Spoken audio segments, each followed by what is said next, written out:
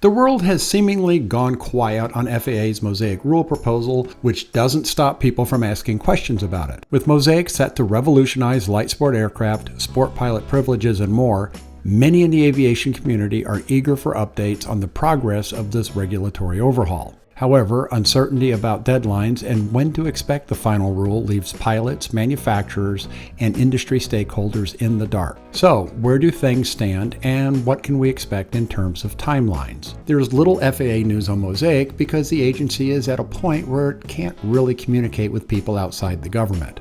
Rulemaking typically follows a structured process outlined in the Administrative Procedure Act, or APA, and agency-specific procedures. Rulemaking starts with an idea. Somebody needs to convince the FAA that there needs to be a change. In the case of MOSAIC, there was a lot of, let's call it, room for improvement in the original sport pilot rule.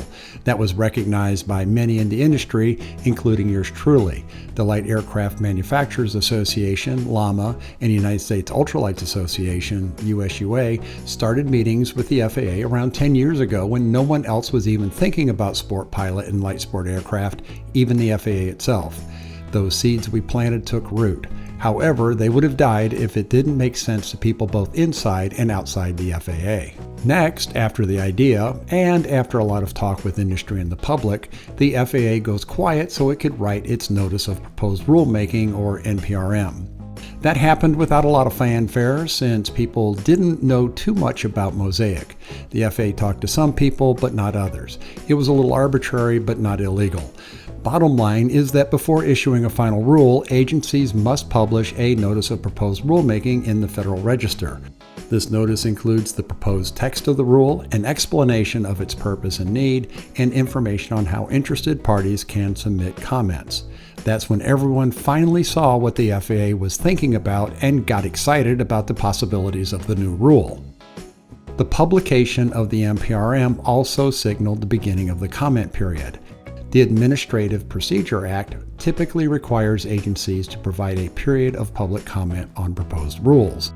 This comment period allows interested parties, stakeholders, and the general public to provide feedback and input on the proposed rule.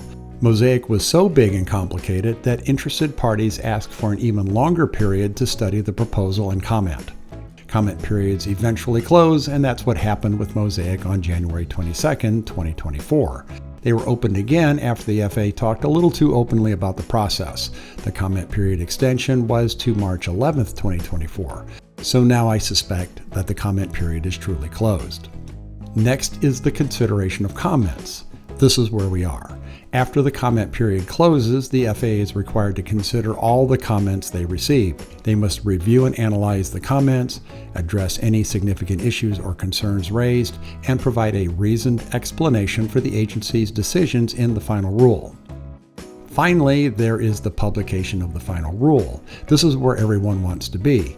Once the agency has considered the comments and completed any necessary revisions, it publishes the final rule in the Federal Register.